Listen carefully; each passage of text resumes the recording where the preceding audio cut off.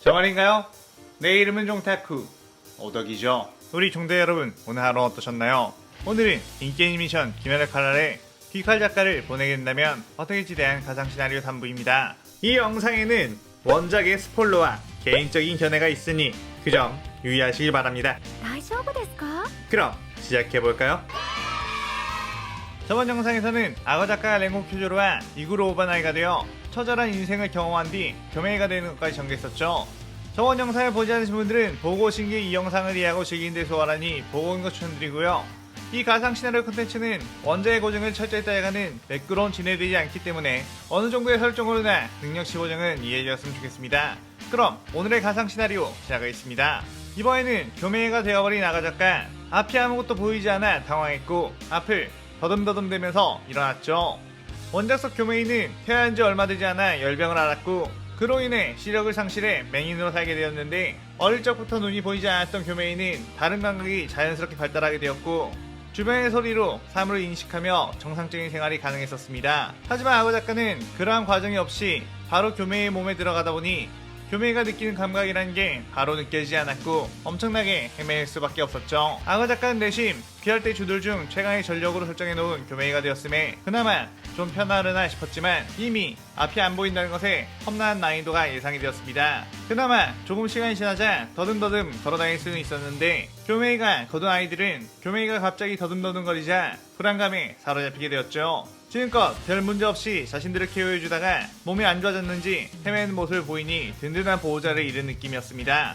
그때 교메이가 거둔 아이 중 카이가쿠도 있었는데 카이가쿠는 선생님이 갑자기 적골이 되어버렸으니 우리끼리라도 살아갈 방법을 찾아야 하는 거 아니냐고 지금의 선생님은 그저 짐덩어리일 뿐이라고 선동을 했고 그래도 귀가 아주 밝았던 교메이는 카이가쿠의 존재를 인식한 후 그대로 카이가쿠에게 다가가 손찌검을 했죠. 악어 작가 입장에서는 카이가쿠에게 배신을 자주 하는 특징을 넣어놨다는 걸 알았기에 초장에 기왕을 바로잡아 놓으려고 했던 거였습니다. 카이가쿠는 묵직한 교메이의 손바닥에 뺨을 맞고 쓰러져 기절해버렸고 아이들은 그 온수에 있던 선생님이 갑자기 변했다며 두려워했죠. 교메이가 거둔 이 아이들은 모두 고아들 교메이의 절에 들어오지 않았을 때 이곳저곳을 전전하며 살았던 터라 어른들의 숱한 괴롭힘을 당해왔었는데 교메이마저 이런 식으로 우리들을 때린다는 것에 절망감에 빠지게 되었습니다. 카이쿠는 정신을 차리자 곧바로 가출을 해버렸는데 한밤중에 나갔다 보니 산을 내려가다가 그만 혈귀를 만나고 말았죠. 카야쿠는 그 혈귀에게 나를 잡아먹지 말고 저 위에 절이 하나 있는데 그 절에 있는 아이들이 잡아먹으라고 했습니다.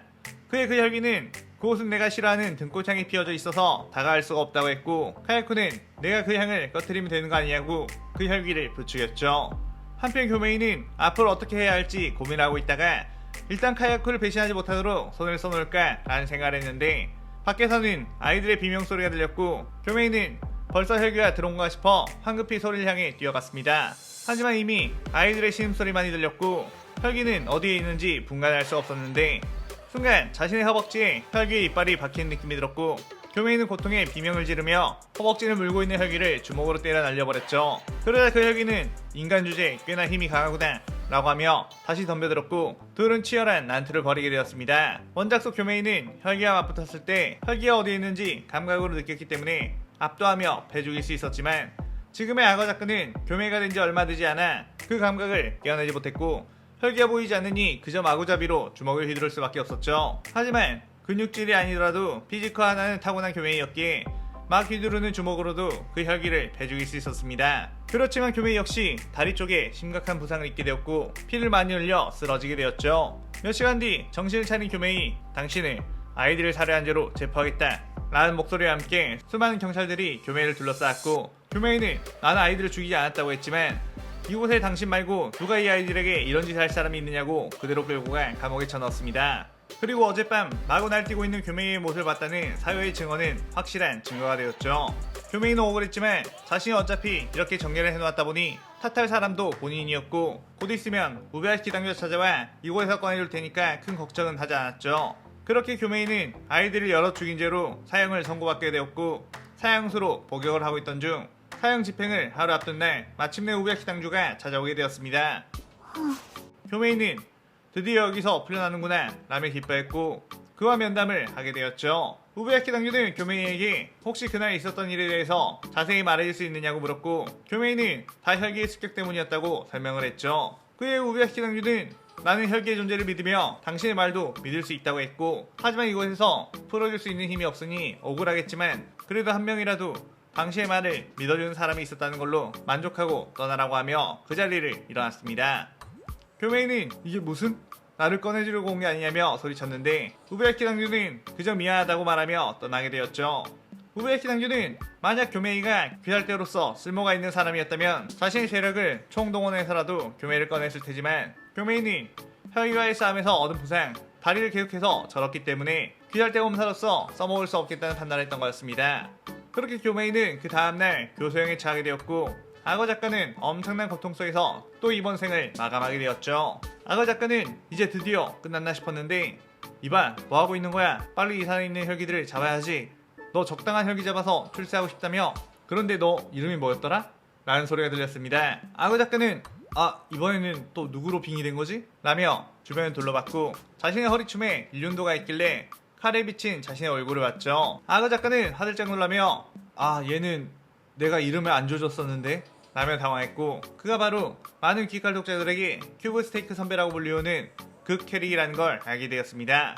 그리고 지금 이곳은 그가 나오자마자 죽는 나타공원산이라는 것까지 알게 되었고, 이곳에 있다간 루이에게 좋을 테니 어서 도망가야겠다는 생각하고 그대로 뛰어나가기 시작했죠. 악어 작가는 이번엔 죽고 싶지 않다며 헐레벌떡 뛰어가고 있다가 주변에 있는 나무 뿌리에 걸려 그에 굴렀고, 산 비탈길을 따라 대굴대굴 구르다가 무언가와 부딪혀 멈추게 되었습니다. 악어 작가는 어이쿠 죄송합니다, 덕분에 살았네요 라고 했는데, 건방진 자식, 감히 이 몸에게 몸통박치기를 했겠다?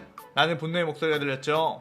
그쪽을 보니 루이가 있었고, 그 앞에는 탄지로가 긴장된 얼굴로 서 있었습니다. 루이는 한참 탄지로와 대치를 하고 있었는데 큐브 스테이크가 굴러와 부딪혀버린 거였죠. 루이는 그대로 팔을 뻗었고, 악어 작가는 안돼! 라고 소리쳤지만 순간적으로 온몸이 날카로운 거미줄에 베어버리며 악어 작가는 큐브 스테이크 조각처럼 온몸이 조각조각나 죽게 되었습니다. 엄청난 고통에 눈을 뜨게 된 악어 작가, 분명 큐브 스테이크가 된 몸은 죽었는데 어째서 온몸에 힘이 없고 이렇게 타한타한 고통이 느껴지는지 알 수 없었고, 가슴이 답답해 기침을 하자 피가 튀어나오게 되었죠.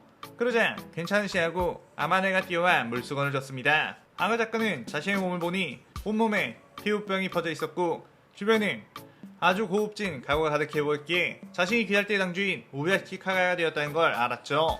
카가야는 귀할대 최고 수장이지만 전투력은 0에 가까운 사실상 불치병 환자였고, 부장 때문에 얻게 된 저주로 인해 평생을 고통받다가 죽을 운명이었습니다.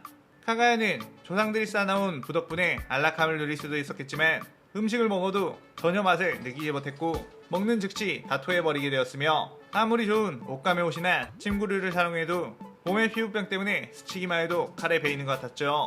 악어 작가는 매일매일 번져가는 자신의 병이 무잔히 한 사람 한 사람을 혈기로 만들 때마다 늘어난다는 것을 본능적으로 알게 되었고, 그래서 우베야시키 당주가 그토록 무잔을 증오할 수밖에 없다는 것을 깨달았습니다. 악어 작가는 내가 왜 대체 이런 만화를 그려서 이렇게 고통을 받아야 하는지 멘탈적으로 무너졌고, 심신이 지친 상황이다 보니 귀할대에 대한 운영에 집중할 수가 없었죠.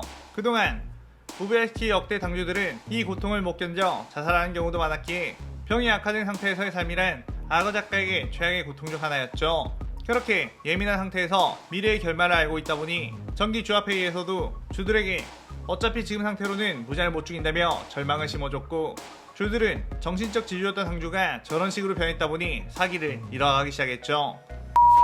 그런 중 드디어 탄지로와 네리코가 나타났다는 소식을 들었고, 지금부터는 무장을 죽일 수 있는 전개로 흘러가겠지만 어차피 자신은 무장이 저택으로 찾아와 죽을 거라는 생각에 여전히 절망했습니다. 그 뒤 나타공원 사이에 있던 탄지로 네리코를 귀할대 본부로 불러내 죄악 재판에 끌어내려고 했죠. 하지만 우베야시키 당주는 몸이 너무 아파서 쓰러져 있다가 아마네의 부축으로 겨우 몸을 일으켰는데, 밖에서는 풍주 사네미가 소란을 벌이고 있었습니다. 사네미는 네리코가 들어있는 상자를 칼로 찔렀고, 그것에 열이 받은 탄지로가 사네미를 머리로 받아버리게 되었죠. 그의 사네미가 칼을 빼어 감히 혈기와 함께 있는 귤을 반도 모자라 귤을 공개했다며 그대로 탄지로를 베어버리려고 했습니다.